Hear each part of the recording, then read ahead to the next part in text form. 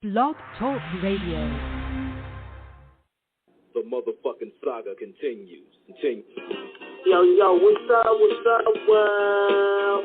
It's badass thuggin' like I usually do, and you better turn it up, bust some speakers out, cause we off the motherfucking cuff. You dig how we do it? Dogtown Gangsters 2000 and beyond.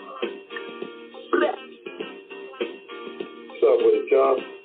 Man, don't change that down. This your player partner, the legendary Cocaine. And you tuned in live to Off the Cuff Radio.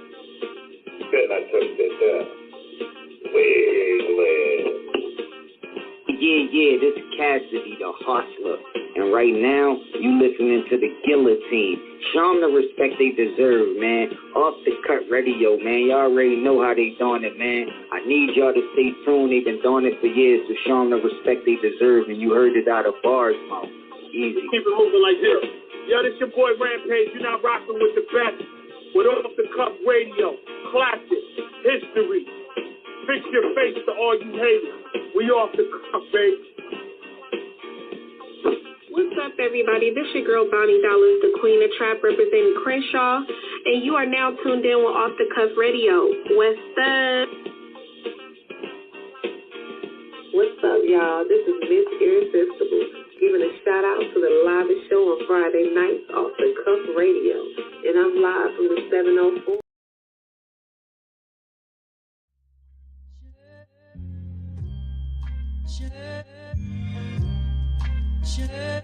Yo. The 7 train by Shea Stadium, City Field tailgate felt like the Palladium. The Coliseum, Jamaica Ave, that's where we're taking them. Queens bullied by the mall, big or small, we're shaking them. Queens, the borough between Brooklyn and Manhattan. The Bronx, L.I., an hour away from Staten. That New York state of mind, Nas, LP classic, that shook ones. Mobb Deep, Prodigy, and Havoc. Akinelli, Nori hosting drink jams. Nicki Minaj, pink trend, dressed in pink pants. LL and a Tribe Called Quest. 50 Cent, Consequence, Onyx, Sailor, War Mega, Large Professor, Jus Daze, Mike Geronimo, Roxanne, Shantae. Rest in peace, Fight Dog and JMJ. Chinks Drug, Stack Bundles, Peace Bar, Rockaway. MC Shan, Ja Rule, Pharoah Monch, Marley Marl, Russell Simmons, and the names go on. Action Bronson, the Beat Nuts, and Mr. Cheeks, Black Sheep, Craig G, Tragedy, Gaddafi, Can I Bust, and Father MC. Royal Flush, Queensboro Breach, the best MC. Woodside, Howard Beach, Flushing, and Corona. We're Haven, Far Rockaway, Glen Oaks, Astoria.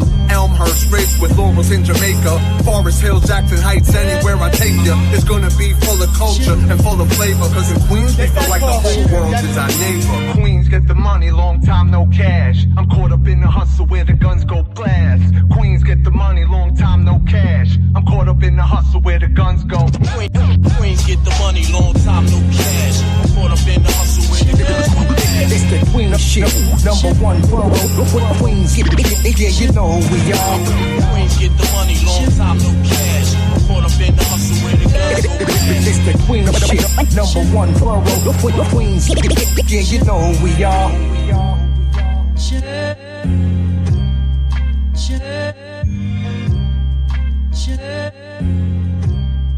Just a little loving.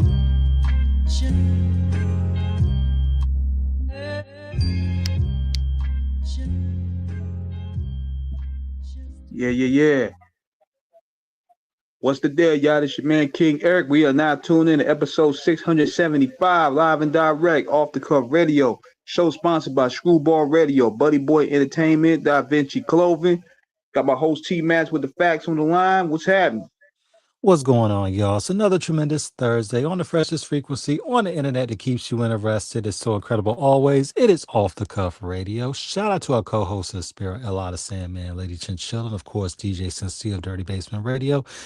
We are ready to get it rocking. And King, we got another dope guest as we always do on our show tonight. Let everybody know who we got. And that track right there we just played was titled Queens, man, where our guest was giving up to all the greatest MCs from Queens.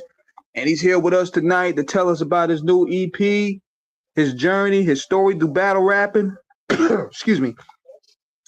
All the pain that he been putting out in these records. So it's all welcome. Jus Daze, Off the Cuff Radio, man. Jip. Peace, peace, peace. Happy to be here. Happy to be here. Thanks for having me, fellas.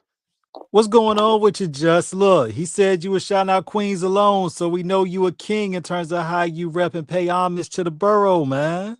Respect, respect, dude. I mean, you have to. I mean, look at Queens. Just if you take Queens where it's at right now, present day, and you just mention Mm-hmm. one man's name, Nas. Just that's all you got to do.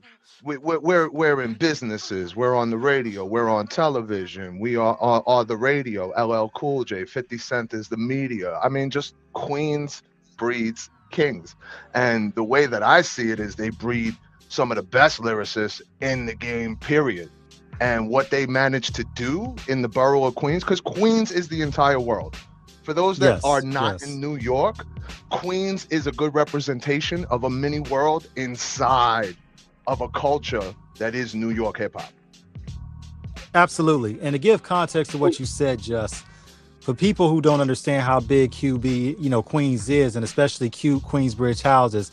Queensbridge Houses is the largest project in the world with 93 buildings and over 13,000 residents. And in terms of the Q Facts. borough, it is probably, well, we can't even say probably, in terms of hip hop, without question, unimitably, absolutely, and without debate, is the single greatest contributor to the culture ever in terms of what it has spawned. When you look from QB, when you look at the QB houses, when you look at Farmers, when you look at Corona, Southside Jamaica, I mean, Hollis, it is just, oh man, like you said, it, I mean, School of it Hard goes Knocks. everywhere. Remember the School of Hard Knocks stickers? You taking me all through the borough right now, and I respect and love the way you just described it. But I had to show that I do have the 7 train, on my Yes. arm. Queens School of Hard Knocks. Remember these stickers when they were everywhere, and you couldn't get these stickers? Like, we come from a time period that it's amazing. I talked to my niece in Australia, and they don't know what it's like to go to a record store. You know what I'm saying? They don't know what it's Mhm. like to have slaps. They don't know what it's like to be part of the graffiti culture. And like I said, beyond all of that existing within Queens, the whole world is in Queens. You could go from neighborhood to neighborhood. You got Bangladeshi, Guyanese, Trini, Korean, Spanish, all within a couple of blocks of each other. And this is like the whole borough. You know what I'm saying? Like, it's everywhere you go. So to hear you describe it like that, much respect. Yeah, and you I know mean, what's dope too? yeah. And you know what's dope too is we know with the recent record that Nas and Premier dropped, Nas actually took the time to acknowledge the rioters, the graffiti rioters in Queensbridge. Woo! Now, Because we need to teach people about the culture. They don't know. For me, you know how humbling it is for me. It's like people are just hearing Jus Daze for the first time. I've been around, right? I've been doing this, but people are just hearing, and to me, that's amazing that my sound is still inviting new listeners. And I'm not like taken off by that at all. I invited, I'm welcome to it. But the reason I'm welcome to it is because look at the legends. Look at 50, look at Nas, look at LL. They're showing you outside of the hip hop shit, there's just such a broader spectrum. And to be closed inside the borough that is the world, no, this is why these people reach the world. And that's how I'm thinking nowadays. I'm thinking big, where I was very closed-minded maybe before, but still open to appreciate insight and opinions, if that makes sense. Absolutely, because when you look at it, hip hop is such a rich tapestry of innovation, creation, imagination, where we have to acknowledge the Bronx 52 years ago, August 11th, 1973, that birthed it as we know it. But QB, if anything, well, Queens in general, really took that torch and ran with it. Now, we you mentioned you mentioned Nas and all them, but we also gotta, I'm biased because he's my favorite MC of all time. Come on, man. We gotta represent Corona, man, with Cool G rap, man. Woo! Woo! No disrespect intended, but true indeed. Yo! Yes, sir. No, listen, Cool G. I mean, I don't think there's anybody who hasn't been slightly influenced by Cool G, whether they know it or not. Whether they know it or Absolutely. not, just his whole syllabic patterns and just how he was thinking, like people were thinking of full sentences, right? And like people like Big Daddy Kane were putting together fire back then. Like to me, he is the smooth, like for that era, that's like the man, you know, him and Rakim. But then, That you. other than that, Mhm, like Cool mhm. G, right? He's mentioned in that discussion, but he's different. He was the only person, you know, who would put rhyme after rhyme after rhyme in word, kind of like what birthed the big pun style, where he took a little bit of the previous and that, and then bottled it up into his own. But I think everybody has a little bit of Cool G in them. Even people like Redman, you hear like traces of influences. You know, I do. I do. I mean, when you listen Yeah, to Cool G, Cool yeah, G Rap, man. He was definitely a pioneer, man. I remember reading something about Big Pun. He kneeled down and kissed his ring. See, and I didn't know that, but exactly the case in point. I mean, listen, I love what Nas and Primo are doing. There's a lot of critics, and you got to remember every bottle of wine that you crack is not supposed to be fine wine. Some of that is just a drink to pass the moment. And I think what they're doing with Light Years is showing you this is, we're taking you back, but we're light years ahead of what you don't realize we're losing. We're becoming a singular nation. There's a lot of singularity coming on. We're not like unique individuals anymore. So what he did was he took it back to the time where they were kings in their prime. They're kings established now. And he's taking you through a new path of kind of seeing through the future. This album is going to age kind of like the title for Drake's Thank Me Later. You know what I'm saying? It's going to be on that trajectory where you look at it later and you're like, huh, I see what Nas was doing. He was teaching us the elements. He was teaching us and he was doing that back then, but the way he's doing it now is on some grown man shit, and it's just very inspiring for people like myself. one thing about it, and I think this is something that just for you to be so impassioned and articulate and so versed in breaking it down. One thing about it is that if there's any complaint that we have about the album is that we didn't get it sooner. We won't get into all of that on the show because obviously there are some stories behind that that have been speculated but have not been confirmed. But when we look at it, how you make that analogy is in terms of what Nas and Primo did.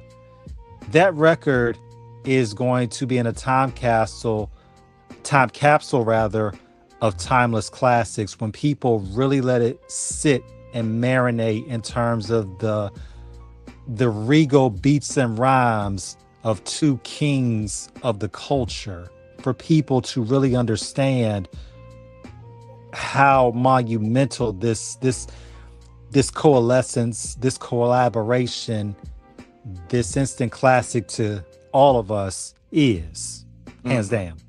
Mm-hmm. Well said, and I couldn't agree more. And I think that is exactly what it's going to be. It's a time capsule. You're going to look at it 100 years from now, because Nas and these people that we're speaking of, these are our Elvises, you know. Yes, and yes. That's what people also got to realize. Like, we birth a culture, hip hop, and when I say we, I'm talking about we, because I very much define myself with the spirit of hip hop. I mean, it's what I do in my professional life, my personal, like, you can't differentiate. You just can't do it. Like, if it's in you, you just can't. There's like not an on and off switch. You know how to tame it because you become a master at your craft. You become an MC. Right. And then you become a man. So you learn how to tame yourself as the lion does as he ages through the jungle. But with that said, it's never a moment that I don't feel connected to hip hop, you know, in my highs, my lows, everything. I mean, it's a way of life. Like rap, like KRS once said, rap is something you do. Hip hop is something you live. When you think about it, and what you said about how we're at a time now where the culture is becoming singular, where everybody is sound the same, we're having a lack of originality, which is what was an intrinsic link of hip hop at one time, because it was about originality. And when we look at what happened and everybody thought the sky was falling down and everybody was just losing their shit because they're like, oh my God, there's no songs on the top 40 for Billboard. King and me were Right. having a discussion, and we were like, this is called a So reset. But are we gonna act like the things that moved units were Grammy worthy? Like really? Right, right, Like listen, I could come around and respect somebody like Cardi B. I right. can. And I was the first person that was not on the Cardi B. Like, just to put that into perspective and context, I was not the first person to jump on the Lil Wayne bus either. But Mhm. Lil Wayne, I appreciate as a goat now, and there's nothing you can tell me otherwise. Like I'll argue for Lil Wayne hip hop debates that turn into real like life shit. You know what I'm I saying? think we Like lost for real. contact for a minute, but we're gonna have all right, he's back. He's back. Okay, we're back. Go ahead. Go ahead. Go ahead. Go ahead. No, but nevertheless, you know what I'm saying? I don't think anything was worthy of Mhm. Grammy nomination other than, lyrical shit that's not even considered. So Right, it's not even right. a discussion. It's not even that's not even the table that hip hop sits at. Yeah, and I think we've been blessed to do this show for so many years, and we've talked to so many people about it. When we look at the metrics of it in terms of what's considered popular, we all have to say it's got corrupted because it's not. It does part of it doesn't seem real in terms of how some of these artists are coming in. They don't really understand the culture and are quick to dismiss legends, and then as they get in, we see more flashes in the pan than sparks that flame out and can't catch fire on nothing. Pause. Um, when you think about this, Just and where it is, what do you see as an artist, an impeccable one of immaculate creation at that? What do Thank you you. see as you're very welcome. And what do you see is going on right now in terms of how artists are coming in and how they're not understanding what it means to achieve longevity in a culture that has been around for decades now? That's a great question. And thank you for the compliment. Again, where I see things is so, I wanna bring up some hip hop references like the Please do. Vapors Please do. and the Vapors and these are the breaks and Hypnitis and all of these kind of things that fall under a stigma of what's attached to hip hop. See, I said it in a rhyme. I said everyone spits rhymes, but I said nowadays everyone rhymes, but not everyone rap. I said wait, how the fuck I said it? It's Oh, okay. man. You wrote it. You wrote it. Hey, take your time. Right. You wrote it. We know. I said not everybody. Basically, the point is, I said everybody raps, but not everybody rhymes, and it's cool. I love it, Right. but I'm not fucking with it. That's Understood. what I said, and that is the answer to that question definitively. But what I could say about what you said about when they enter, they're not really understanding all the elements that they bring. So what are they doing? What they're doing is they're using a template, they're using a stencil. And that Right. stencil Right. becomes repetitive to people like us and our ears because we heard people like Primo and all the producers of our age go into their sampling bags, and we were sampling classical music, and we were sampling soulful music and rock music, and we were doing all of this within the genre of hip hops. And nowadays, hip hop just sounds like very cut and paste. So Yeah. again, just Yeah. going back Yeah. to singularity, it is a singular, like everybody's becoming binary and everybody is sort of sounding exactly the same, dressing the same, chasing the same goal. Where we used to want to tell our story, nobody's telling a story anymore. Nobody has like, let me not say nobody. They don't have the aura. Like you could buy all the clothes, but the aura don't come with it. And Swag can't be bought. correct. And that being said, it's one of those things where it's sad for the culture, it's a dangerous thing for the culture, and it's compromising the music that we hear. So the direct impact of not understanding the genre that you're entering and what kind of G code or unspoken rules there are to this shit is what's destroying it. And you can't do nothing about it. but you can critique it. You don't have to like it. But the one thing you can love is that hip hop is universal now. I mean, this was something people you had to be like, yeah, I listen to hip hop. You know what I mean? Like, like at one point, like it was like almost embarrassing certain places you go. Long Island. No, I'm kidding. I'm kidding. I'm kidding. But there was a time period where hip hop wasn't the cool music to listen to. They thought you were a criminal or a drug dealer. All you did was, they didn't realize there was real substance and meaning behind the music and more so the culture. They didn't understand the culture, and they never will because it's being whitewashed, just like they washed the walls of 5 Points. The spirit lives on, but you can't see the wall anymore. That's powerful And because when we go ahead, King, go ahead.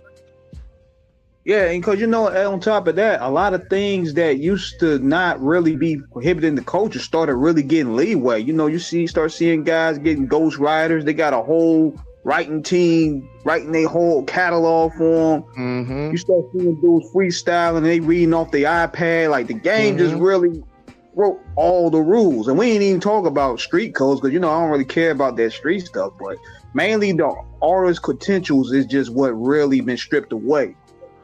Exactly. Where are the accolades? Like everybody, there's no receipts. And let me tell you, like for me, when you battled, you had to battle on the spot and freestyle. Like it was like I'm from the era where I used to put a quarter in the meter and we played the corner store sip. You know what I mean? That's off of No Tears.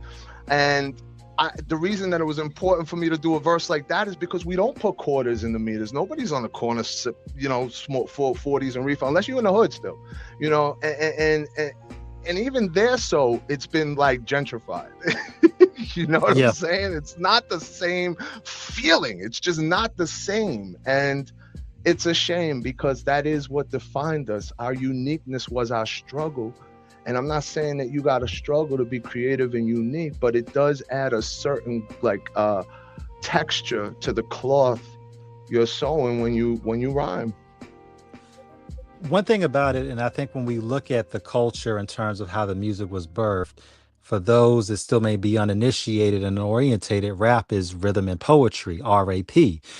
And it was born out of the struggle, the ostracization, the marginalization of Black and brown people primarily. And that is where, the music came. Hip hop is a way of culture, is a way of dress, speech, and dance. It's beats, rhyme, and life.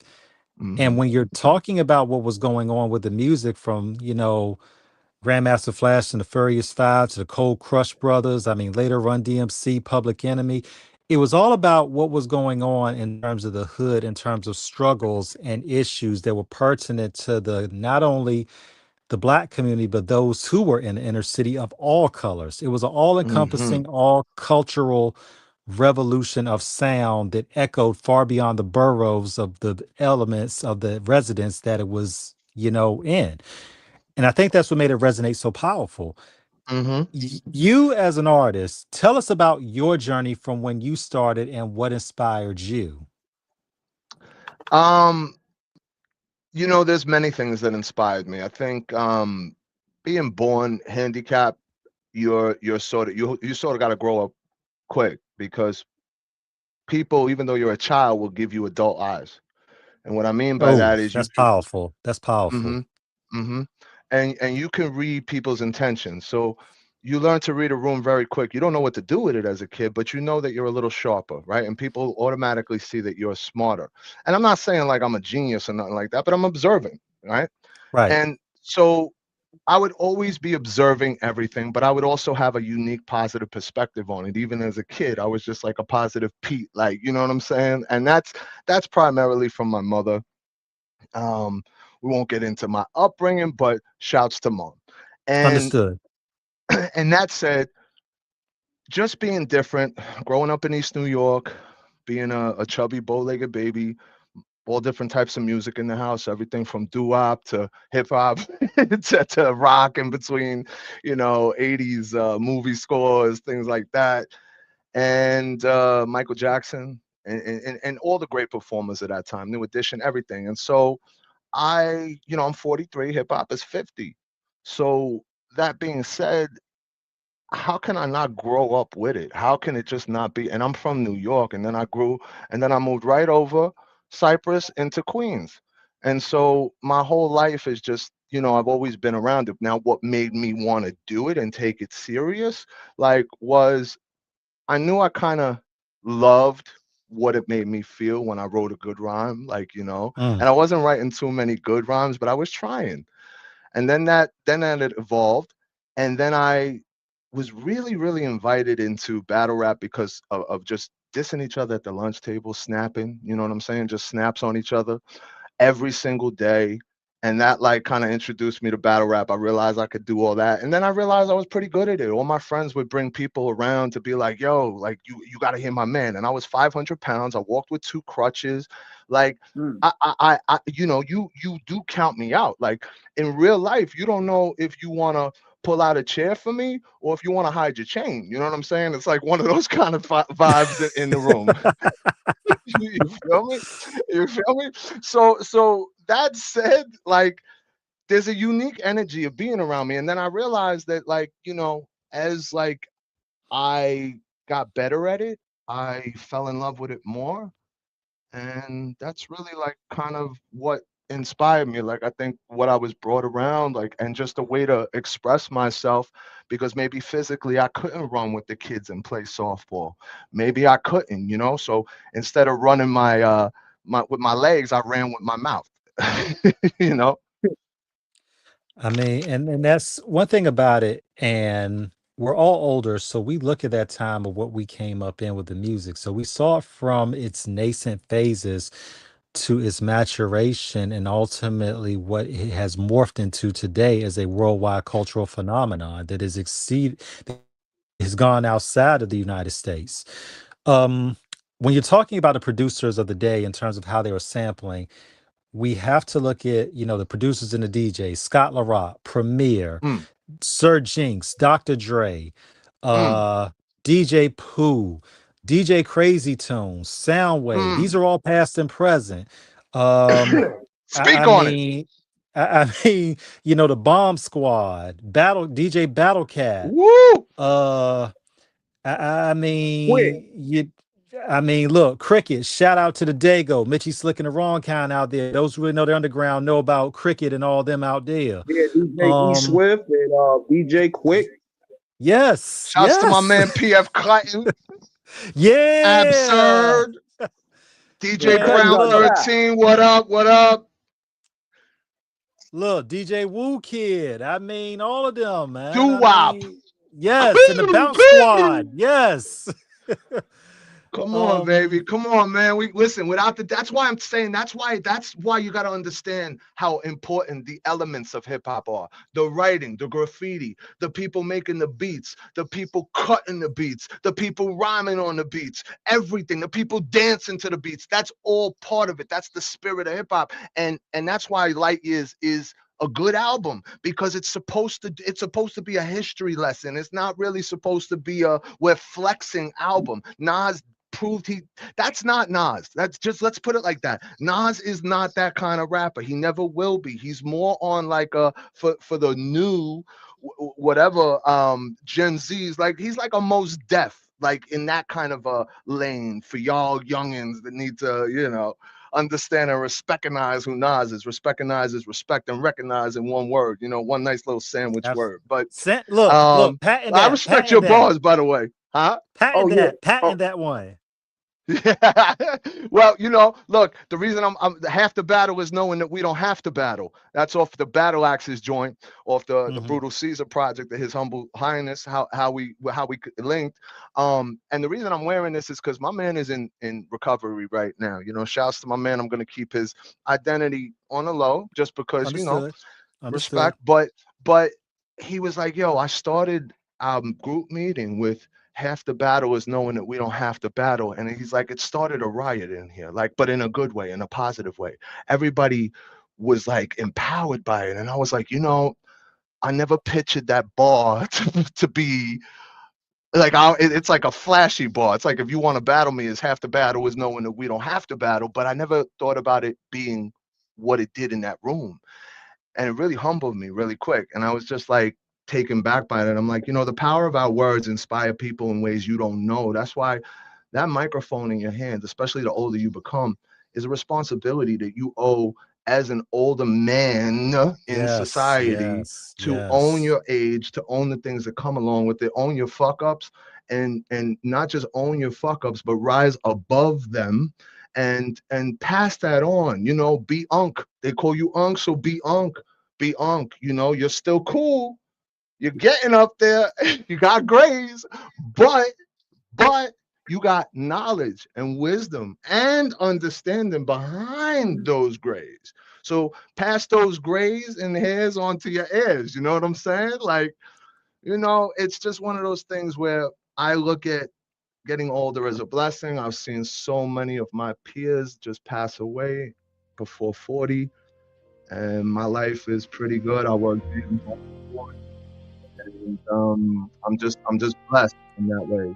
I'm just blessed, What you man. And it's a good thing. And it's a yeah. good thing too that we're taking a different spin on embracing age, because when people look at ages 40 and 50, they be thinking that we're just gonna sit around and wear Cosby sweaters or dress with polyester and Hell no. like nothing like Washed. You Pop and the washed. Wayans 40, you brothers and all washed. that. Like, you just packed up. You know what I'm saying? Like, we putting a different spin to 40 is the new 20, 30. We making it like age is a state of mind now.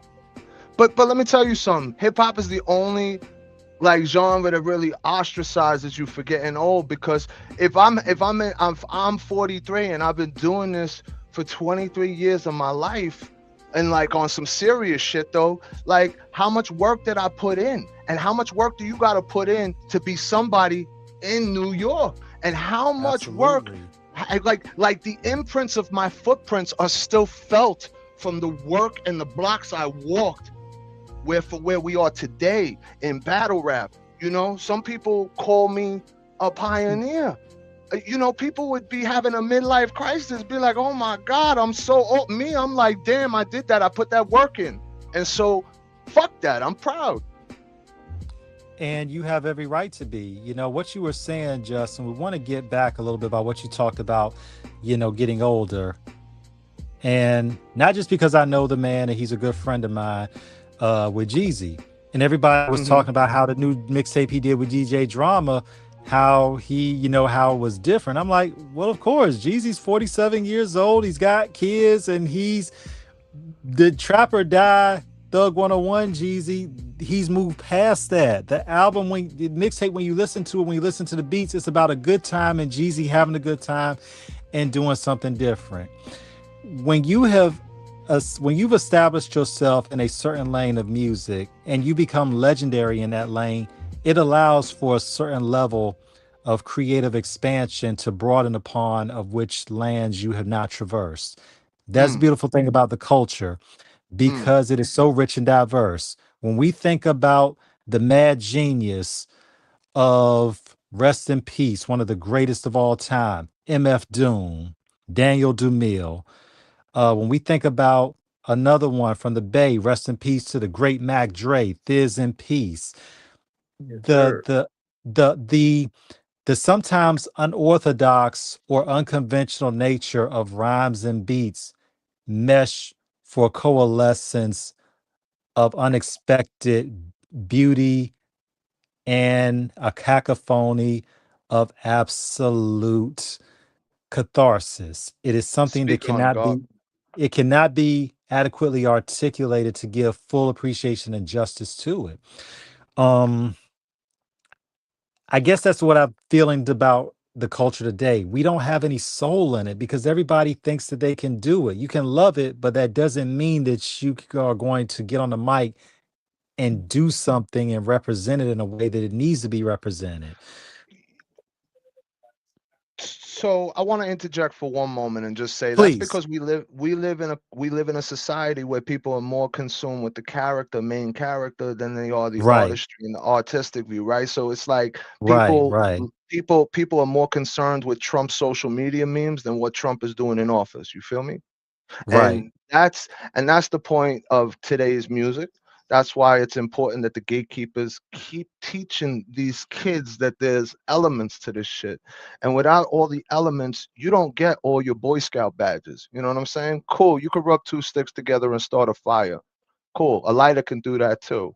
AI can do that too. But can you stay in this game? How many people do you think are going to stick around for years? And I know that even if they do, they're more concerned with their life and who they are outside of the music, because that's what's been prioritized nowadays. Is not the music, is not the culture, is not the hip hop. That's why everybody with a microphone in their hand who is spitting at a certain level and has a certain audience, they need to broaden, and understand the weight of what they say. The magnitude of their words is so heavy when the gravity of society doesn't even exist. The moral fabric is unraveling day by day.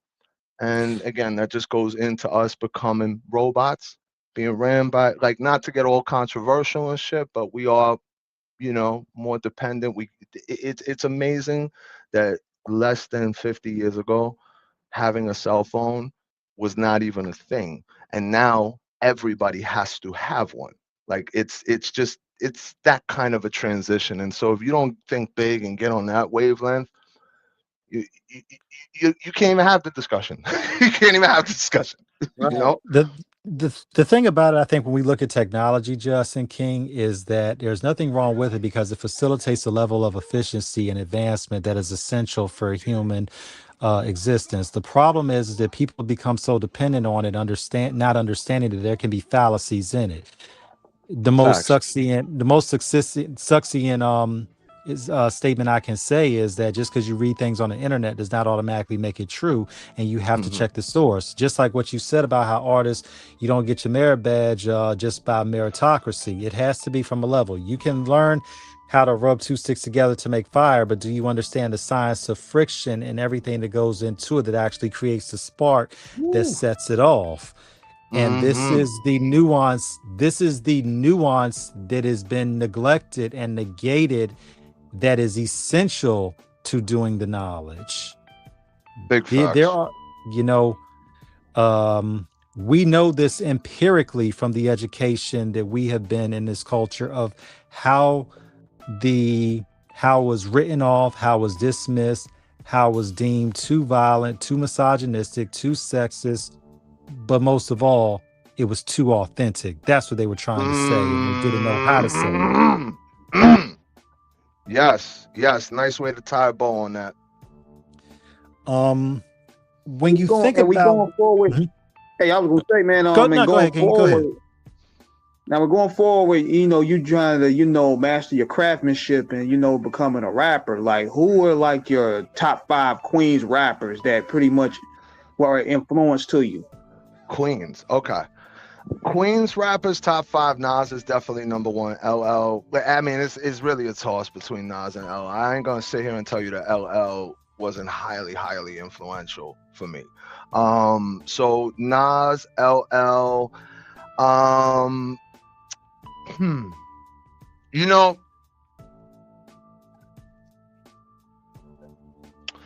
gonna say Nicki Minaj, and see, I'm debating right now whether I want to keep it mainstream or if I want to go like a little underground, because right away somebody like Rock Marcy pops into my head, so it's two different discussions, that you want to have when you have this kind of a conversation. But off the top of my head, Nas, Nicki, I would say Rock Marcy in there, and then definitely Cool G Rap, man. Definitely Cool G Rap as well. Like, there's so many though. Like, it's like an unfair question. Like, in the Queen song alone, it's like why can't they all be my favorite? And like, to put them in a top 5, I can't put it in like a numerical order. That's the pressure. You know what I'm saying? Putting it in like a numerical order is the pressure, because I like shit from all of them, man. When we look at and you're listing, obviously, I mean, these are people that have accumulated work and the accolades that go along with completing that work. I think in terms of where we look at it, I think Cool G, where LL was the first to really blow along with Run DMC. Um, LL is legendary, although, and I'm not, and obviously we don't say this on the show to cause friction or criticize. LL's career has been up and down in terms of some of his albums. It doesn't take away from his greatness. There were some albums he'll tell you that he did that was not great. But in terms of longevity, and not just in the music, but being an artist to branch out into other avenues and reference of acting and business. You know, this man is a MC. He's an author with a hell of a biography that he wrote some years back, and I mean, an accomplished actor. I mean, But you know, for me, it's as far as hip hop, why he's up there for me is because I relate to the fact that he can battle you and he can make a track about bitches. You know, like that's true. That is true. I don't think that there's many people that can do that and still like to be good at both. You know what I'm saying? Yeah, he's the originator. He's a pioneer of it. So for me, it's I think more stylistically, it's not so much that like, cause don't get me twisted, like in like my top MCs is Ghost. Like Ghostface is like one of my favorite rappers, and I've been saying it, and it makes me mad that people are just getting caught up. But I'm also happy that they're finally getting caught up. You know what I'm saying? Because he's one of the most. His style is just it's not always about what he says; it's about how he's saying it. You know, and to me, that's an important part of music when you become an instrument on the beat. When what you said just is so pertinent because I tell people Iron Man was a great album, but I tell anybody really get the full essence of the great Ghost Dini, you have to listen to Supreme Clientele. When he has lines like when he says lines like sitting in the balcony figuring Pamela Anderson Lee, hey yo, somebody might catch a Kennedy. I'm like, yo, who says this? That free word association. Oh my goodness. Ghost is just oh my God. I didn't even understand 95 or what the hell he was saying, but it just sounded fly. Another person, that's big facts. And another person that it didn't matter what the fuck he was saying was Nori. Nori was the nicest whack rapper you ever meet. Like he was nice, but he was whack. But nah, crazy. Man, Ghost is up there. Ghost is absolutely up there. I love him stylistically. I love the way he just, I mean, his pen glides, just the way he just skates on the run. Like run is like, I can't tell you what that does to me in the gym. You know what I'm saying? Man, when I listen to Run. I think, look, and somewhere along the line, he decided to become the rap Ric Flair. He started busting out with the robe and that big. I said this the 97 hole, big in the robe, MOP cold as ice, whipping the stove, Ghostface in the robe. Yo, like, cause that's New York. That's Ghost. Like, yeah, that's a trademark. That's an action figure. Ric Flair is a great comparison. But when you think about the colorfulness of it, Ghost brought a certain level of visceral animation in terms of the most audacious and unexpected rhyme connections, free word associations ever. The only person I can think of, and I'm still mad we never got that album, or if they did, we never heard it. The Doom Ghostface album. Oh yeah. We were robbed of that. I mean, you know. Nah, I love Ghost. Ghost can make me want to punch somebody in the face and then cry like a baby with all I got is you. Like it's, you know what I'm saying? Like he's a very, you know, he touches my heart as an MC. I love Ghost, for real. Ghost had one of the craziest conceptual songs ever when he talked about, I think he did a song called Underwater where he talking about swimming. Look. And when he was the Watch too. Yeah. And of course, when he did Wildflower. Oh my goodness. God, man, he could get on some swag, fly shit. And listen, Ice Cream was a club song. Let me like just let that sit for a second. Ice Cream was a club song. Like when you think of the club now, You think of bow, bow, bow. Right? You don't think of Three Thugs, baggy pants. It was just a different era. It was just a different. And listen to that beat. That shit was hard. Hood, that was the hood love song anthem when Ice Cream dropped. Shout out to Ghostface and Raekwon, what they did. Big facts. Because the song was just, all three of them had lines in it individually. You know, when Ghost said, you crabby like seafood. Yeah, but I mean, we said that joint like you crabby like seafood, it turns me on. I'm like Vasi Allah Rule. They call me Stalky Love One. Check the strategy. I mean, that whole, of course, you're right. They all three of them do have quotables. I mean, but that and the video itself was to me a love all women of all colors. That was just a time where videos. Yes, go ahead. And I was just going to say, just to put a different spin on it, we're having conversations about lyrics that are 20 years old, probably, maybe. Do you think in 20 years, the 30. music they're making right now is going to be relevant enough to even know the lines from the songs, right? And that's the problem with the culture today. The style is missing. The creativity is missing, aka the artist is missing. It's like WWE. It's ran like politics. It's a business. Hip hop is a business. You got to understand, even on a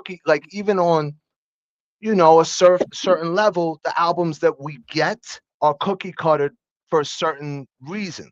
And because there's proven numbers behind doing certain songs to move albums. It's all scientific. My hand kissing, roboticalistic, optimistic. You probably sorry. that's nutmeg. But yeah, that's the problem. The problem is exactly that. The substance, the layers. That was a club song. It was hard. They all had lines. It was all kicking it on some fly thug shit, talking like, yo, nowadays that shit is probably like, perceived as maybe even offensive on some level. When we think about it and what you were saying about Nori, I think, and even with Nori, in terms of it,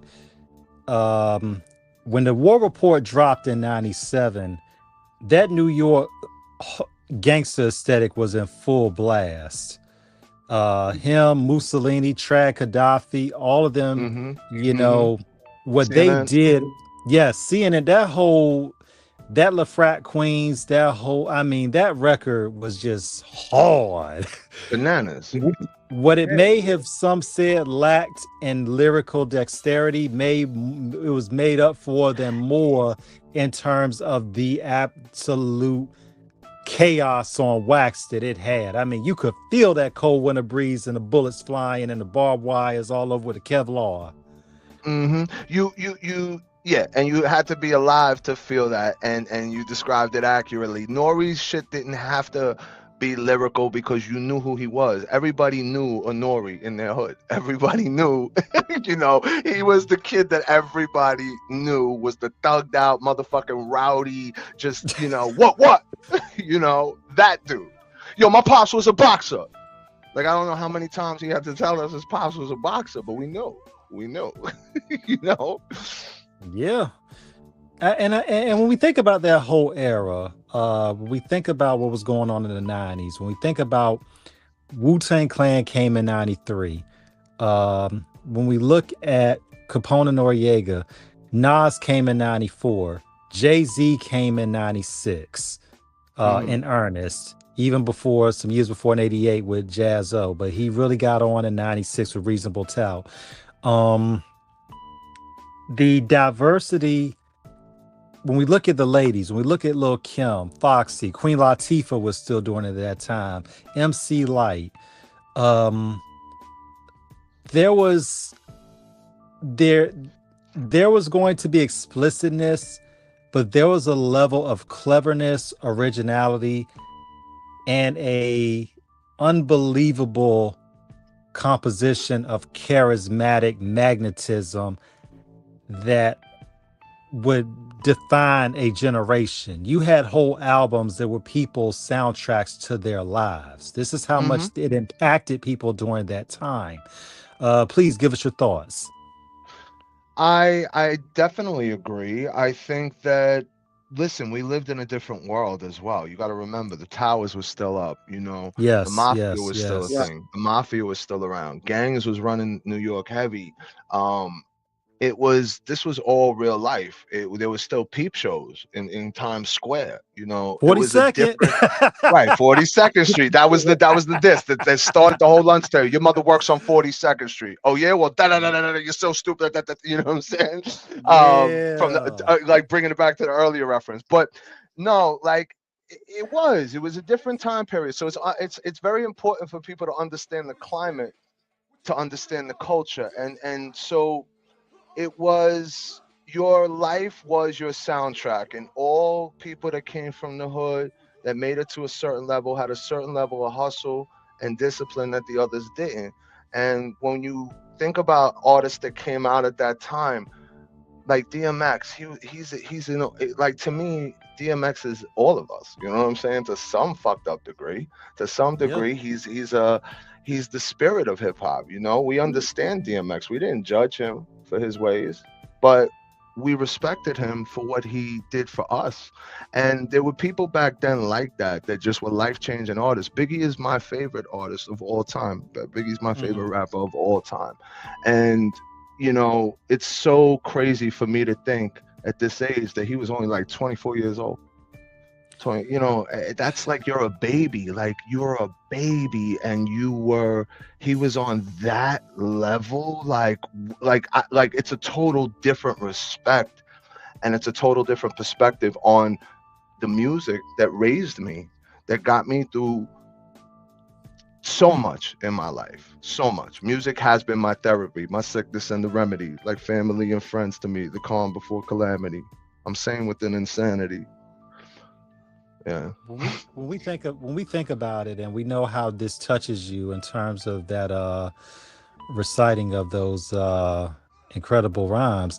When we look at Pac and Big, they're parallel so many ways in terms of, we only had 5 years of them. Big dropped Party and Bullshit on the Who's the Man soundtrack in 1992. Pac's first album, Tupacalypse Now, dropped in November 1991. Pac was killed in 96 and Big was killed in 97. And both of them, upon Pac's first album, to me, probably Tupacalypse Now was my personal favorite. And I think that was when this was still because this was when he was starting out, and not saying Pac wasn't real, because he was, but it was just an unbelievably raw yet candid and honest dissertation of rhymes. Big pretty much kind of came in with bigger fanfare, especially after, you know, he got with Bad Boy, and you know, of course, the Super Cat Dolly by Baby remix, it rocked all of 93. I mean, and then that would lay the template for what would become the second rap album to be dropped on Bad Boy, behind Craig Mack's project Funk the World. It took Pac a while before he got to that place Big did, but they eventually both ended up in the same place of superstardom. And tragically, we still did not get to hear the best from either one of them.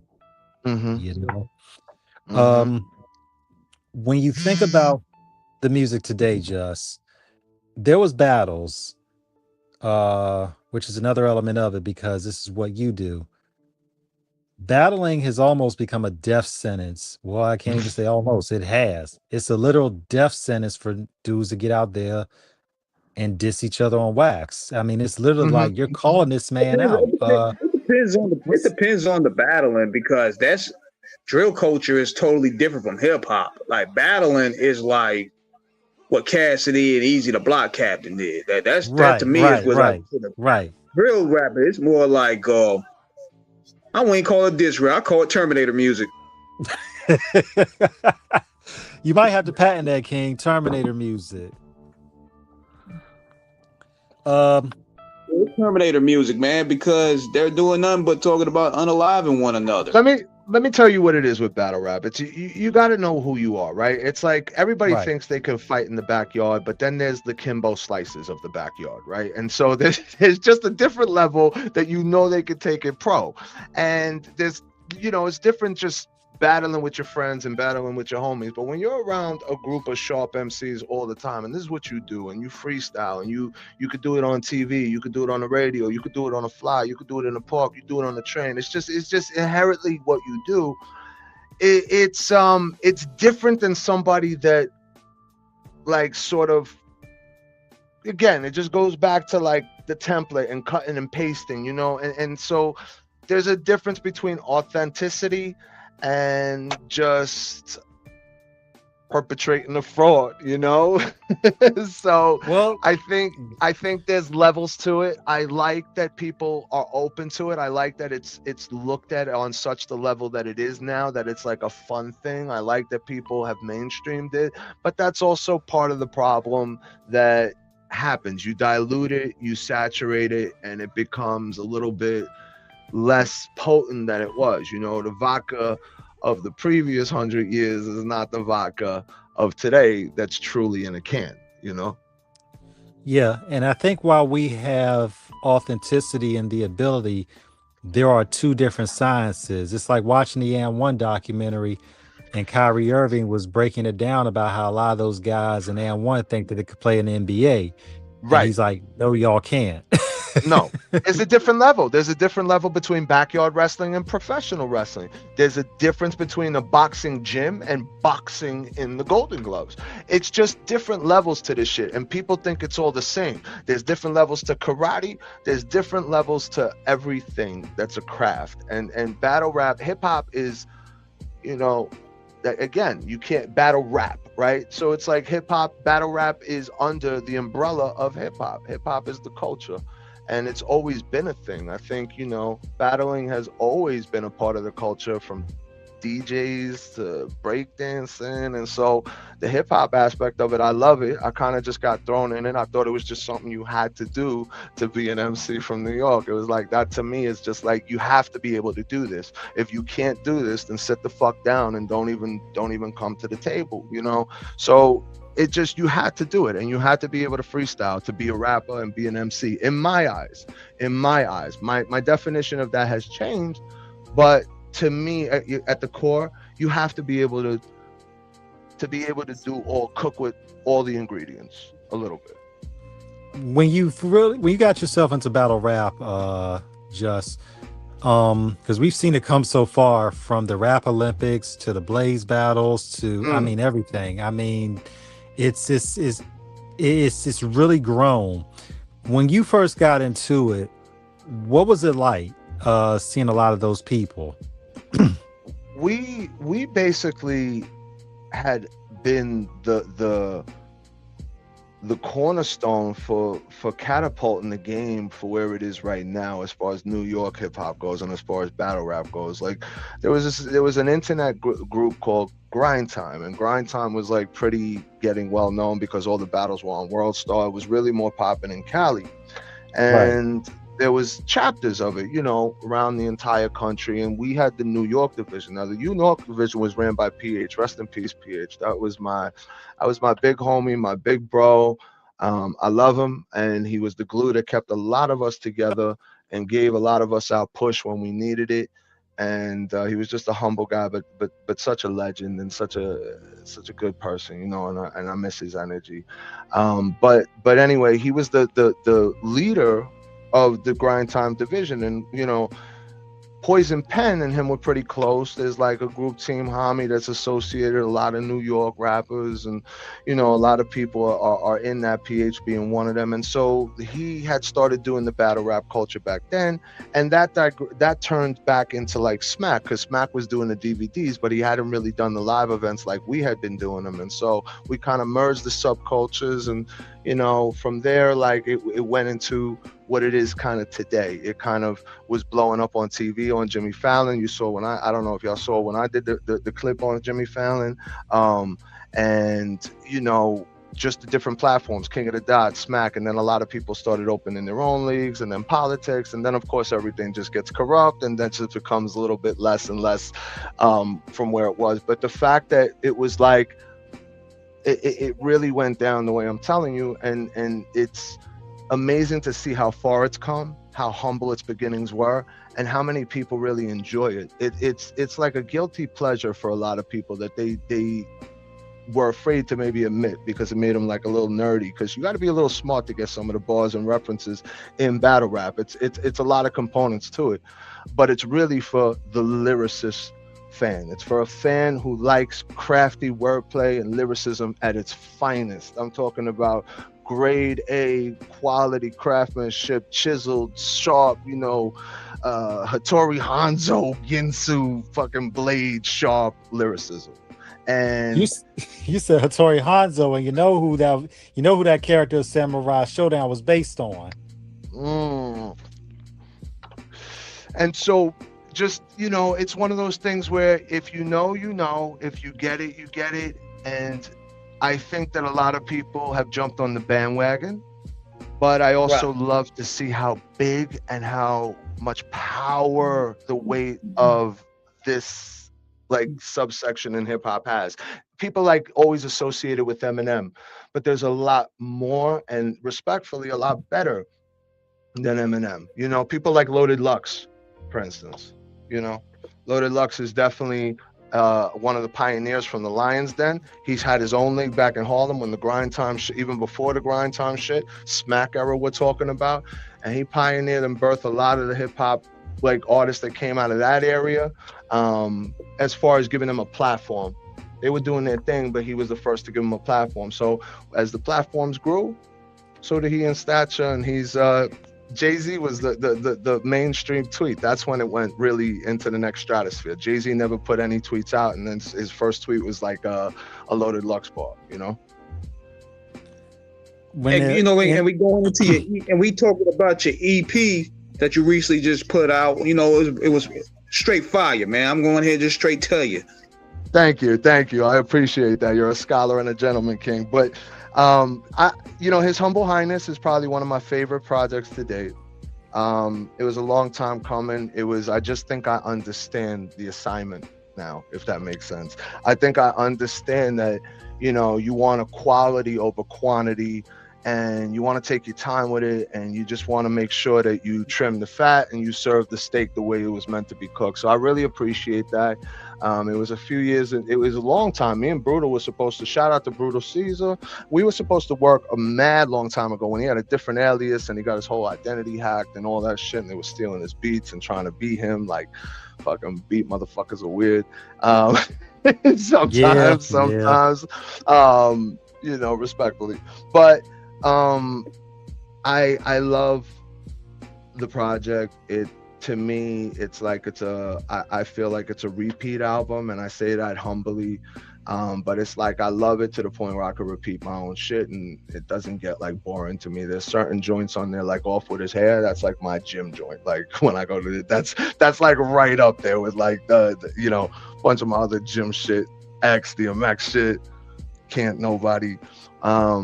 But I appreciate that. Was there anything that stood out to you on the album specifically? I know you love the sample for John Cena. I know that. Yeah, they messed up a lot of money for that, man, because you did that around the time he turned heel, and then by the time you dropped the project, he turned back good guy again. I said, goddamn. Well, that's okay. Listen, wrestling is a revolving door. It's always going to change. The storylines are the storylines, but it's more or less what I took from it. And, that whole heavy is the head, thorns in my crown, pulling arrows at my back as I walk through the crowd. It took a long time coming, took the long road, and now all the scars I survived tap my forearms proud. It's me talking about the journey I've been through, more specifically the past 12 years in hip hop. I was at a point where I was going to, I'll put it to you like this.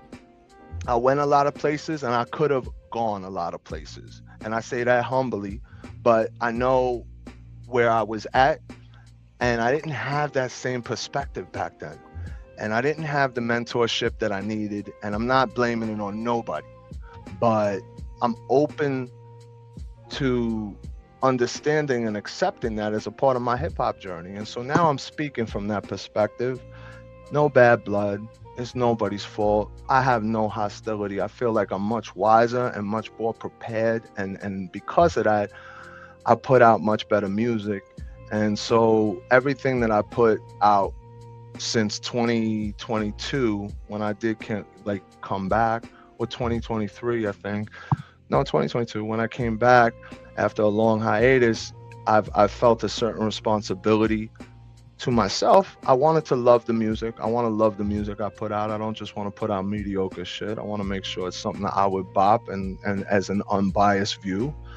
I want to make sure it has replay value. I want to make sure it sounds crispy and great to the highest level where it can compete with commercial hip hop, even though that's not what I'm trying to do. I just want it to sound like that. And the things I say on the microphone are very important, and the way that the albums are put together are very important. So I do pretty much everything on my own as far as getting, the arrangement and all that. I got a fantastic team that helps me, and that I've been blessed to work with. But as far as most of the album putting together and everything like that, it's all a one-man band. I mean, And I was that's saying that, we talk, and we, I ain't mean to cut you off, T-Man, but go ahead. We shooting off the hip right here, but and we was making reference to WWE and wrestling. Do you have any wrestlers, particularly in your Mount Rushmore? Like, are you a fan of the sport? I love wrestling. Wrestling raised me. I fell out of love with it for a little while, and when I was going through my, I don't want to call it my thug era, but I was on the block, you know what I'm saying? So I don't really have time to watch wrestling. But that being said, I'm back to watching wrestling every week. I got a homie that's a wrestler. We did music together as well. You might know him, MVP. That's my homie, and I'll put it to you like this: there were things that I was a part of that I had the opportunity to work on because of him, and it's legendary, life-changing shit that. If it wasn't an NDA type of situation, I would love to be because it's exciting when you ask, are you a wrestling fan? To be able to do something like that and be a part of writing something that was used in a performance was incredible for me. I've ghostwritten. Going into ghostwriting, I've ghostwritten. I've done rap albums about business books, and I've done private celebrity birthday parties, birthday songs, all type of shit. I made a living off of hip hop. I'm telling you, when I said that statement before, it's there's a lot more places I could have gone, but life had a different trajectory for me, and I'm not mad at it. I'm happy about it, because when I came back, I was prepared and strong enough to do so because of everything that I've been done. And I did put in years and years and years and years of work. Motherfuckers know who the Bow-Legged Bandit is. You kidding me? And that's, to hear that is so refreshing, because in a industry where we see a lot of hubris, you have shown humility. That level of vulnerability is very, very, very welcoming, because people have to understand this is a marathon, it's not a sprint. And when you commit yourself to a craft, you have to have unwavering discipline and understand and unyielding dedication, and most importantly, an eternal desire to, keep being great, striving for perfection. What have you found in your journey, Jus, in terms of what it means to be on an independent level and to really get out and do the legwork? No pun intended. So I would say that what I've learned is there's a lot of elements to it, and it could be very overwhelming for somebody that doesn't have their shit together. It can be kind of a very almost impossible mountain to climb for some people. And when they think about really all the levels, a lot of people will go to the studio, cut a record, and think that that's it, and then they'll get somebody to put artwork out and think that that's it. But there's so many different levels to when you do music at a certain level, understanding how many layers of there is, and it's about how far your knife can cut the layers of the onion. Sometimes that even means financially, to get it to where it's got to go. So that being said, a lot of people aren't ready to have that discussion, just like a lot of people aren't ready to hold themselves accountable. And that's why the culture that we are in does not have receipts. They don't have receipts to back up the words, and they're commentators. They're spectators. We've played the game. You know? Yeah, I mean, look, it's like this. What they say, you know, y'all think y'all elephants, but you're nothing more than shells that everybody in the peanut gallery throwing. You know what I'm saying? I mean, it's you know, you want the accolades without the achievements. Half the battle is knowing that we don't have to battle. You understand? That is a hell of an open interpretation for that. I mean, but you're right. How do you parallel hip hop today to wrestling of now, from the old days to the new, with both elements? Because most hip hop people are a character. They're not like, they're a character. There's a lot of them are characters of themselves, and that's very parallel to wrestling. And it's also understanding that it's a business once you've reached a certain level of A level, B level, and even C level success. You know, there's sort of like rules, and there's sort of SOPs and ways to operate and move, and certain places you're supposed to be and expected to be, and just certain things you do that are just part of the business aspect of it. And wrestling is very much like that, in a sense that it's always the big wigs that are really the ones making the money. The laborers aren't really the ones like really making that kind of money. And there's a lot of shit you got to swallow in order to be at a certain level, like whether people want to admit to it or not, it's true. And some people are willing to do it, and it doesn't make a person any less integritous if they, you know, they don't have less integrity if they are willing to evolve. But some people aren't willing to compromise over everything either, and that also is a gem in modern society, where people are starting to, I gotta watch what I say. I can't even, you know, I can't be politically incorrect. I can't say this word. I can't say that word. I gotta use pronouns. I gotta filter out every fucking thought. So why are we even having a fucking conversation if that's the kind of level we gotta be on? It makes, and when you're looking at all these questions or the qualifiers that you have to put in, it can make the presentation disingenuous. When we look at that level of wrestling from the 80s, from 1980 to roughly, we could stretch it into maybe 2001, when the golden era of where we really began to see it grow, and all the legends, you know, Junkyard Dog, Roddy Piper, Hulk Hogan, Ric Flair, Paul Orndorff. You want to have that kind of a conversation, like who's who? I mean, but then when we look at how it was presented back in the day, it was definitely, and then, you know, we had this upstart company from Pennsylvania known as ECW. Right. that had their slogan politically incorrect and damn proud of it. But you listen, controversy and being the bad guy sells more tickets than being the good guy.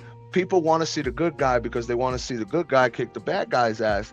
And you know, in life you learn that too. The older you get, the villain, you know, how do you say it on that joint? He goes, Dark Knight feelings, die or be a hero. He says, or live long enough to see. He goes, live long enough to see yourself become the villain. Like, basically, it's true. It's true. Mm-hmm. That line is deep, and everybody eventually roots for the bad guy subconsciously.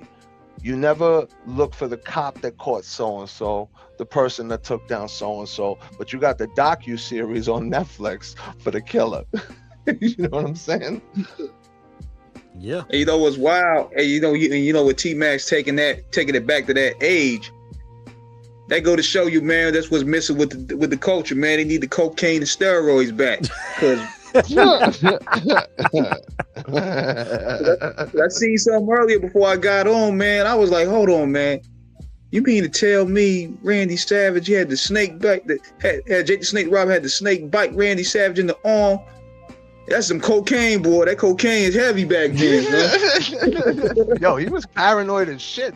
Yo, you know, if you watch some of those, do you ever watch some of those documentaries that they put together on the rivalries and the feuds and shit like that? Yeah. Yeah, some of those are fire, and some of those caught me up with some. Remember when I was telling you, like, there was a time period where I wasn't totally into wrestling, and they kind of brought me up to speed where I kind of left off. So I appreciate those series even more so. But I think it's just dope what wrestling writing does. I think it's something that, you know, if you know how to tell the art of telling a story is an MC. It's an MC. And so there's a certain rhythm in the ring. There's a certain rhythm behind what they do. There's a certain element of selling it, and they're MCing to the crowd. And John Cena was fantastic at that. He was fantastic at that. Certain people that are good on the mic, like CM Punk. You don't have to love him as a wrestler, but you got to give him his credit on the mic. There's people like Jey Uso that they give the shot, but fumble twice, and they need to go back to their brother because they can't hold their own on the mic. So it's like there's a responsibility, you know, when it comes to that microphone too. And I think that's dope about wrestling. I think that that's dope that it has that little extra layer on it, you know. Who's your top 5 charismatics in terms of dropping dialogue on the microphone that were main event worthy? That's tough. I would say, I mean, obviously John Cena, right? Obviously, like that's a no-brainer. Some of the wrestlers of past, like Rick, like, listen, man, they were great shit talkers, you know, like Ric Flair's a magnificent shit talker. Like he's one of the best. Like, he's just entertaining as fuck to watch. Who else? You know, to say greatest, let's think. I gotta give it up. I ain't mean to cut you off, but I gotta give it up to the late homie New Jack, man. He in my top 5. Yeah. You know, it's tough. I could give credit. I can't give you a top 5, but I could tell you there's people like LA Knight right now that they're smooth on the mic. Like, people like that know how to control the room. He knows how to read the room and shit like that. Piper was I mean, I love Piper too. Like, I'm not gonna lie. Like, Piper would talk that shit, and you didn't know if it was a promo or real. I mean, that's what I loved about the Piper segments. Jake the Snake. Oh, Stone Cold. You know, even though he was messy when he got in his bag, he would just kick ass, and he was hilarious to watch. I mean, that Booker T shit is one of the best things ever. Man, the supermarket shit. I mean, yo, come on, man, come on. And then, you know, some of those matches, listen, you got to give wrestlers like credit. Like, they're in the gym, they're athletic, their cardio is up, and they got to carry a certain build for television, obviously. But man, doing that like 250 nights a year, I mean, that's rough. That's rough. It is. When I think about Taz, when Taz would say, "Beat me if you can, survive if I let you," I'm like, that's cold. All right there. I mean, when you think about Jake the Snake and how he would do it, I mean, Randy Savage, you know, I mean, The Rock, Rock. Straight. There's so many good wrestlers, and to see like their sons doing it like now, and to like know that their pops was in wrestling and then their grandfathers was in wrestling, and it's crazy. Also, that's another funny thing. Like, you realize wrestling is kind of like a family business. There's certain people that are born into that shit that, you know, I think they purposely and intently since birth are grooming to take over at a certain level. I mean, wouldn't you at that point? That's like, it's like there's so much money in wrestling, it's ridiculous. Like, when you get to a certain level, not like the main people down here, but when you get to a certain level, there's so much money in wrestling. Man, you figure this was 20 plus years ago. And when The Rock, you know, kind of did his semi-retirement when he went away back in 2002 to make movies, he was really only about 5-6 years in, and by the time he left wrestling, he was making $4.5 million a year.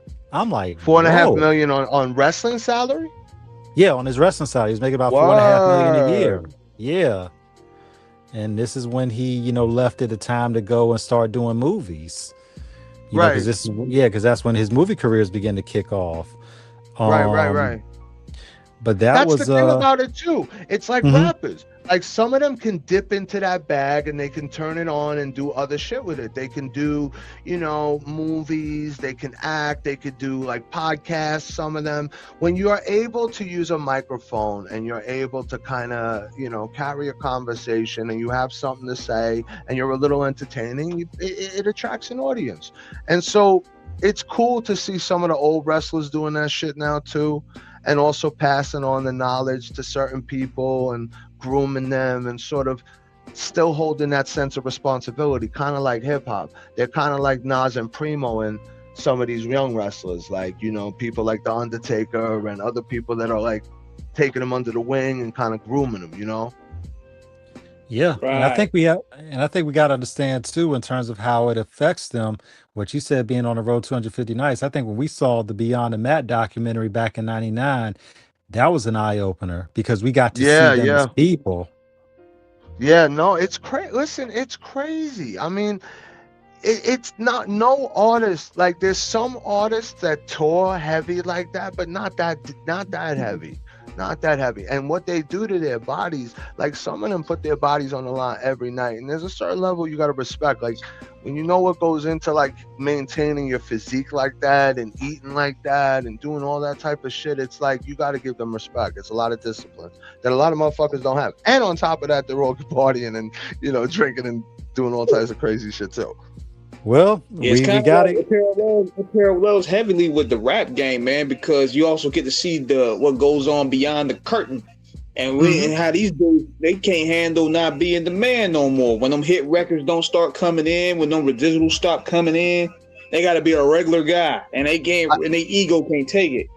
I said in my song Andy Dufresne, the spotlight loses watts before it does the MC, and that's what the aftermath. That movie, The Wrestler with Mickey Rourke, is so deep. Yes, that movie is clairvoyant of how the wrestling world is in terms of what it is.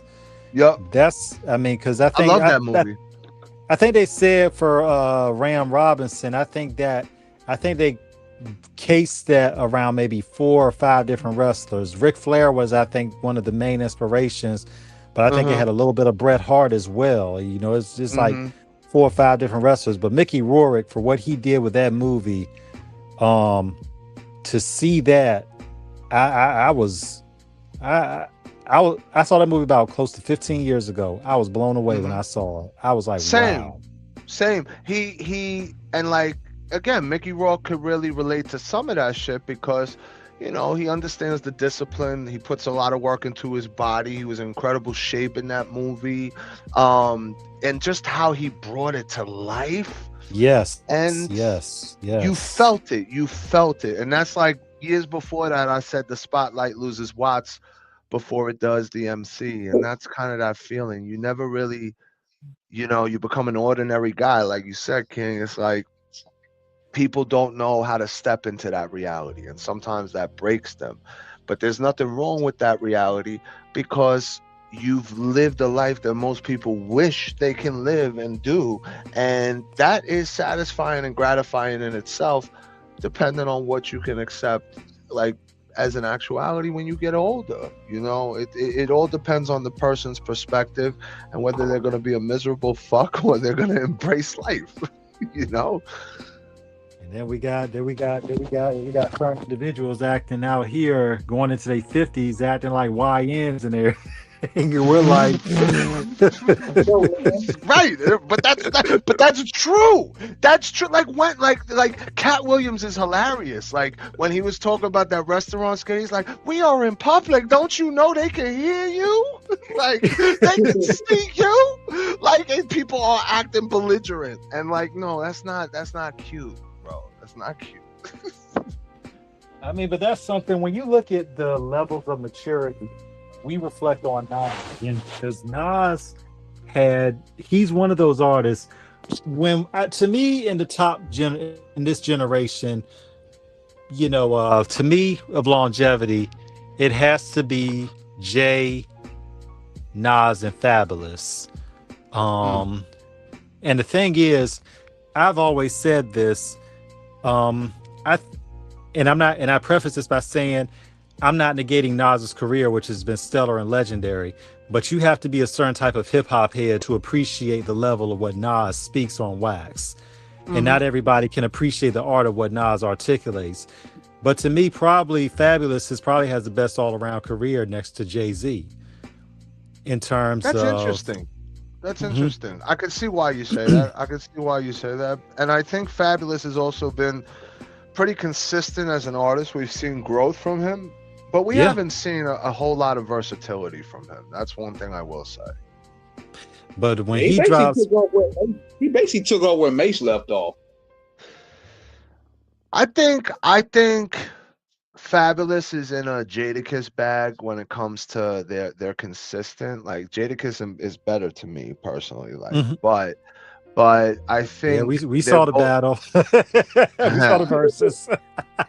I mean, even before that though, ever since he got to squeeze the juice out of the headphones, you know what I'm saying? Like we're talking about at locks back in the day, like that bad boy, like that was a banger. I don't give a fuck what nobody says. Like, but anyway, somebody said they was at the Pontiac Silverdome when Hulk Hogan body slammed Andre the Giant and everybody went crazy. That's dope. That's showing your age. Andre the Giant. Shout out to Andre the Giant, man. He was also like a crazy game changer for wrestling too, if you know anything about that. Like it was crazy. And he gave Hogan the push. Yeah. I mean, but that's something where I think when we look at it, it's about just how, people advance in the game. When you look at how you're transitioning and looking ahead, Nas, when he started Mass Appeal Records, he was already looking from the perspective of how we move this culture forward by showing love to the veterans. How do you both feel about that from a perspective of a legendary figure who was such as Nas, who was so proactive in preserving the culture that he really made a move, a bold one at that, to ensure that the legends would never be forgotten? I think Nas puts his name on the line and he puts his reputation and his legacy on the line when he does shit that he does, works with certain artists. And I think he takes big, bold moves because he knows that he's a visionary. Nas is a visionary. Nas sees a bigger picture and has been telling us that since he was a little kid, I think him taking a time to really stop everybody from moving so fast and say, hold on. Yeah, we're going into the 21st century, but at the same breath, we got to stop and remember how we got here. So let's put this museum together and let's put this memoriam together to make sure that y'all know who built these bridges, who built these tunnels upon these roads that we are yet to travel. Okay, let's make sure y'all know. So it's going to be that kind of evolution, and to put that and a timestamp on that, that's legendary in itself. That's seeing beyond, that's light years ahead. Yeah. And I think that's I agree, something. Man. I agree. Yep. Yeah, I definitely agree on that, man, because it gives the pioneers a voice. Because it's easily as this game moves so fast, it's easy for the pioneers to be seen as dinosaurs. So you don't want to see these guys get washed out of history because it's so easy to wash people out of history. So him, getting into that place of power where now he could be in control and let these guys do them without having some out of touch A&R try to tell them what to say, what beat to pick, what sells. It's a beautiful thing.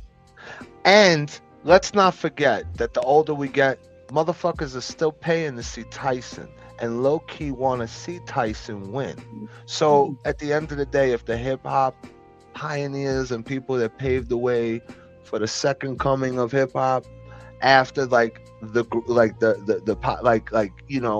the beginning of hip-hop, like Nas, he came in right like late 80s, 90s. So that's what I mean by that.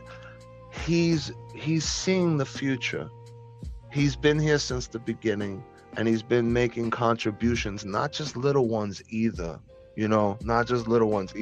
Let's not forget, like his response. Everybody was waiting on the edge of their seat for his response to Jay Everybody was waiting for Nas. Everybody. That's how. But people are sometimes scared to admit they like Nas because he doesn't pick the best beats. He doesn't do this. He doesn't do that. He's always being ostracized. But King's disease. He's always been ostracized for his own greatness. And that's it, man. Nas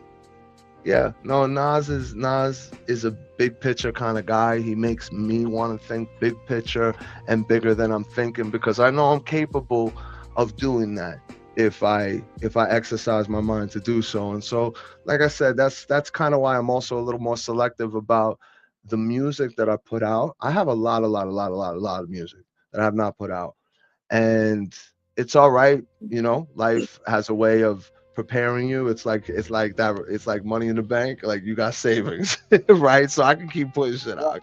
But it's me. I'm very selective about what I want to put out. I'm very much a perfectionist. I'm very much meticulous when it comes to the details. I listen to the little things that nobody would even know of, and I gotta sometimes do things over. Like, I'm at that level where back in the day it would have been like a one take, Jake, fuck it, we done, let's go.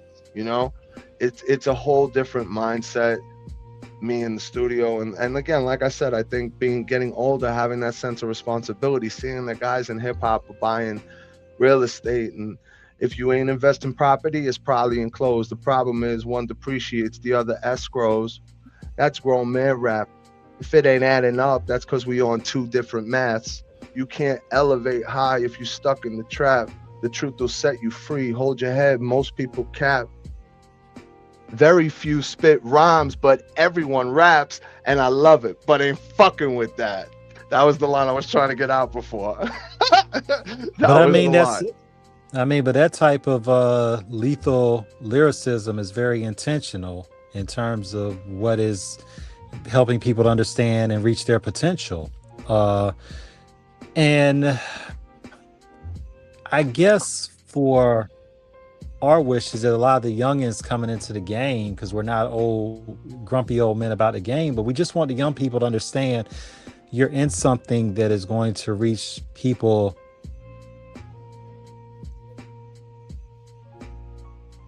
thing that they can think about in a real way that is actually beneficial. And a lot of times everybody just is in love with a celebrity, but they don't necessarily, and they want, but they in credibility, you know? Right.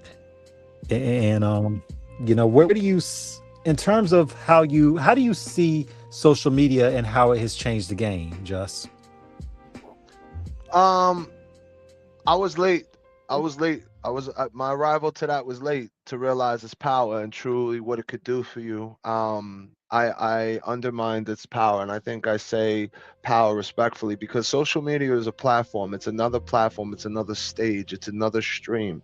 It's another way for people to connect with your artistry that may live in the Philippines or Australia or China or Korea or anywhere in the world that you may not be able to have even access to, you know. And it's one of those things that I truly appreciate and understand the benefit of. I also understand that there's a lot of strategy involved behind people that are successful in it, and you have to respect the elements of that too. And I can't believe I'm saying that, because I was the type of person that said, you know, fuck social media. You know, I was all about Twitter, because Twitter was, to me, it's like it's like a forum. Twitter is like a forum, as opposed to where Instagram is a show and Facebook is like let's hang out in everybody's living room and see what they're doing on their phone. That's like what I feel like when I watch fucking Facebook. But I appreciate what each does, and I think that it's a way to reach people, connect with people that may be common and similar to you or need your message, and take something out of you. And it's another form of giving energy to the world, and some people are ready to receive it. And if you're ready with true intention to be you, authentically you, then there's no reason to filter out your every thought and do anything other than you would speaking on this platform, on that platform, in person, to your face, behind your back, you know. So I just look at it as another outlet.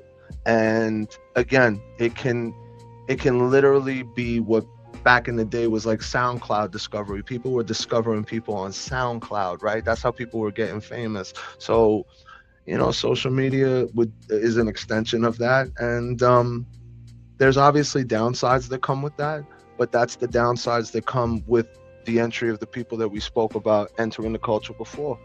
It's the same exact responsibility. It's a platform that if you do have the following, people are listening to you. Most people are flies on the wall judging you, and most people want to see you fail. But just understanding everything that comes along with it, just do you. Fuck everybody. And that's the most important thing. Understand it at the end. You see the vision, even if other people don't. In terms of the industry today, and where we talked about ageism earlier in hip hop, yourself, of course, living legends like Griselda, Rock Marcy, Mitchie Slick, E40, so many others that are still doing music. We talked about Nas already. How does it feel to see them still doing it and at a high level doing it? And the Locks as well. Ghostface. I would say some of them are putting out quality. Some of them are just maybe putting out because they feel pressure. And I think that I think there's feeling. I think some people should put out things if it's organic, and some people should not really try to piece projects together, because you hear it in the older rappers. You hear it in the way they're putting together these albums, and that's why fans are given the criticism. They're trying to catch wreck would be like the old slang for what they're trying to do now with their old shit. And I like that they're rapping. It's inspiring. Some of it I think is okay. I don't think it's fantastic. Some of it is it's a one-time play and that's it. Some of it is oh, this shit is fire.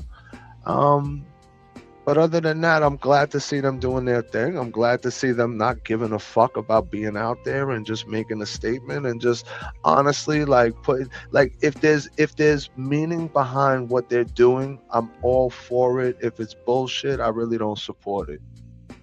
Understood.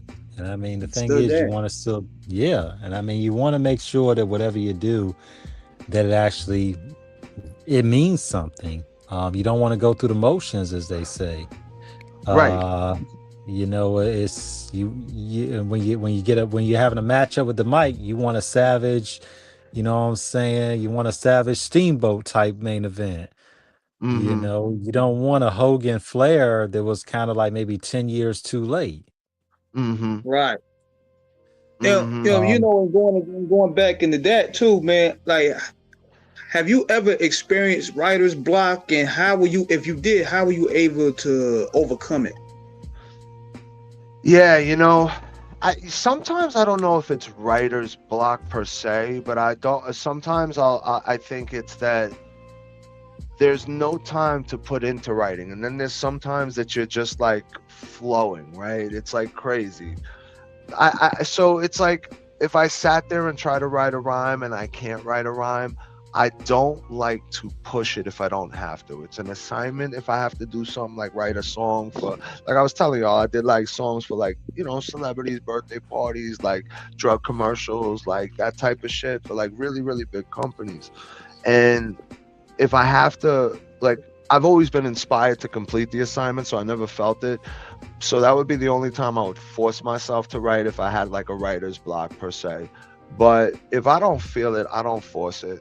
And sometimes I feel the pressure because I'm damn, I can't write right now. But again, when I do write and I open that bag up, it flows, and I don't get lazy with it. I don't put the pen down. I'm writing all the time. When it comes back, I'm writing in my bed. I'm fucking writing. I'm spending myself voice notes. I'm freestyling all the time in my brain. It's kind of writer's block also brings on some bad habits too, because you step away from things for a while. You ain't listening to beats the same. You ain't really inspired. So it might not be writer's block. It might be just inspiration. I don't know if I have inspiration block sometimes, or I don't know if it's writer's block. How did it feel when you started getting those big name corporations and celebrities hitting you up for work?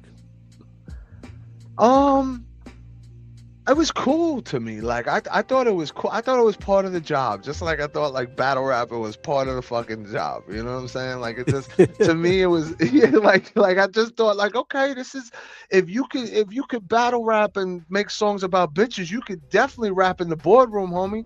Like it was just like that. It was that kind of a Right, right. mentality. And that actually helped me in my own personal career when I had to, I got married and had to work, and my whole family situation became kind of crazy, and I had to become that guy to kind of support all that. And because I was broke as a joke, but I I turned my hustle on, and I did what I had to do to change my life, and not just my life, some others. And I'm really fucking proud, and thank God for it all the time. I'm humble about it. So that said, yeah, like was the question about writer's block? I'm sorry, I got sidetracked. No, just in terms of when you got those calls from those corporate offices. I mean, 'cause that's So yeah, it was just yeah. part of the job. I mean, it was cool. Like some people, like one of the guys flew out from Australia to come meet me. It was on Skybox, which is like MSNBC out there. Okay. The vice president of Polo, like I performed at her birthday party. They wrote a custom song for her. They even made napkin holders based off of the song that I came up with for her. Which is kind of cool, and then like that, like it would allow me to travel. It would open the door for other opportunities, and I had always never felt pressured to talk to anybody in the room. Like some of these people were making millions of fucking dollars, like, and I'd say here I am, like this fucking bow-legged kid, this handicapped dude from fucking Queens that they saw on TV, but they want me at their birthday party, and the energy is undeniable when you feel it and see it in person, So it's like I feel humbled, blessed, confused, grateful, all at the same time. Well, you're in the same place as Tyler the Creator. Because I didn't know this until reading an article on Double XL a couple of years ago that he's done directed and like written for commercials and all that. Yeah, I even Pusha T too. Pusha T wrote McDonald's. No, that was Pharrell that wrote that. Pharrell wrote that. Oh, Pharrell. Okay, but still, it's hip hop. Yeah, Pharrell. It's hip hop. Yeah. Pharrell came up the I'm loving it. Yeah. And look, not too many people can do what I do. And again, I say that humbly, like not too many people can. And like, I'm not putting on no fucking show. This is just me. I'm on the park bench. I'm in the boardroom. I'm on the block. I'm on the stage. Like, that's just me. I don't put on a persona. It's just all of like the things that I embody, that I do, and that are a part of what make me. And so I would be a fool not to tap into those opportunities if they came. And at the time, I really needed them. So they were all blessings, really, that just kind of helped me just stay afloat when times were really hard and shit got really real, What trappings did you manage to avoid in terms of being in the business like that? Some people, it's the ostentatious spending, some it's the drugs, some is just bad habits that they can't get out of. How did you avoid all of those pitfalls? I mean, who's to say I avoided them, right? Like, listen, I had my little run-ins with everything, man. Like, I'm a human being. I've submitted to vices and I've overcame them. I was 500 pounds. I lost 250 pounds and went from walking with crutches to a cane. I went to changing my entire life. I struggled with addiction for a little bit that nobody truly knows, that I wasn't ready to talk about or admit, but then I walked away from everything. Understood. You couldn't put a drug or nothing in front of my face, no matter how hard you tried. And I had that willpower and determination, like with a lion's strength, I'm proud of the things I overcame, and where maybe I was a little bit more unsure, I'm still humble, but I'm overly confident in what I've achieved now. What do artists have to understand about understanding that this is a job, and that if you don't get control of understanding yourself and this is a profession, how it can take you down? I think what you have to understand about a job is like any job you work has a system within it, and you have to learn to become good at the system if you want to be good at the job. It's just a part of it. It's not something that you can deny even is a part of it.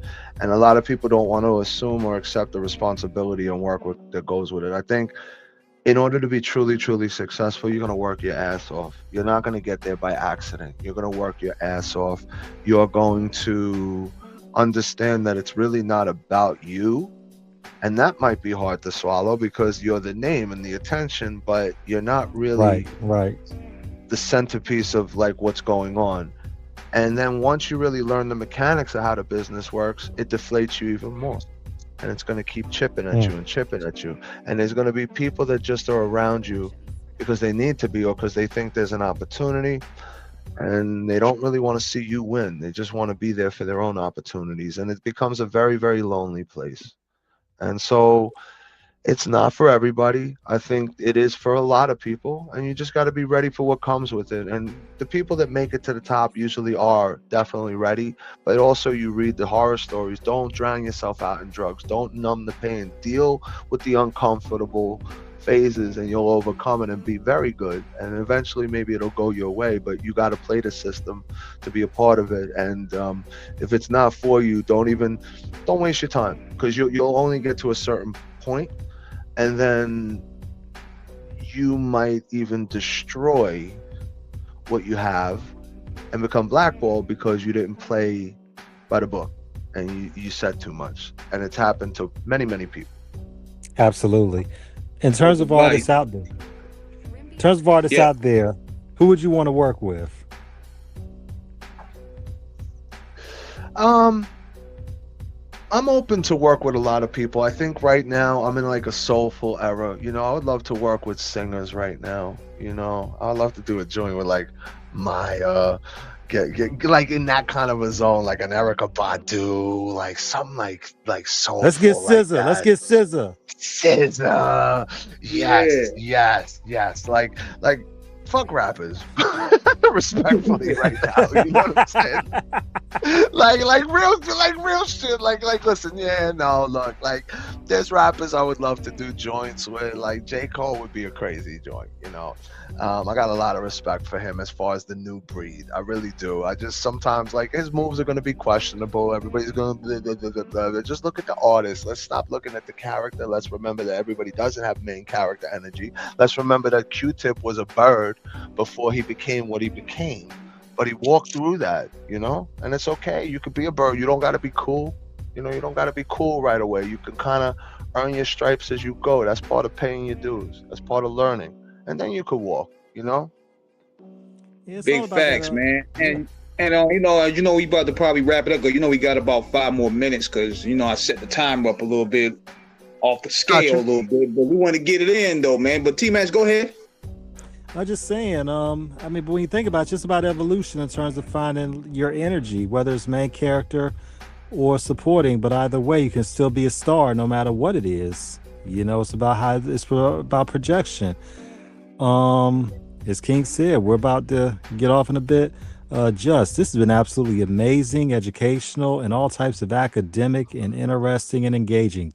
Thank you so much. Thank you. Thank you, guys. This has been a great opportunity. I really appreciate it to be on the platform. Much respect to the way you guys conduct yourself. It has been very, very good, stimulating conversation as well, man. Respect. Much respect. Man, you know you're welcome back anytime, man. You care to tell the people where they can find your album? Yeah, absolutely, man. I'm at Jus Daze, JUSDAZE at Jus Daze. That's, you could go to justdaze.com, IG, Facebook, X, whatever. All streaming platforms: Apple Music, iHeartRadio, Pandora, Spotify, everything. These are for the DJs. And you could just hit me up, man. Like, listen, I'm a real humble guy. I'm a real dude, and I got a real life. So when I got time to get back to you, I'm gonna get back to you, type shit. But that being said, I'm a humble dude, man. Just hit me up. I'm not hard to reach. I appreciate, and I reciprocate the energy, you know. Most def, man. We definitely appreciate you taking the time, man. Be sure to check out, everybody that's listening, be sure to check out that EP. It's straight fire. Thank you. Absolutely. Much respect. And you know you're welcome back anytime, man. Thank you so much again. Absolutely. We're gonna do a part 2. Set it up in the new year, baby. Yes, sure. yes. All right. Yeah, on that note, we about to sign up out of here. We want to thank everybody once again for chiming in. And we out. Peace.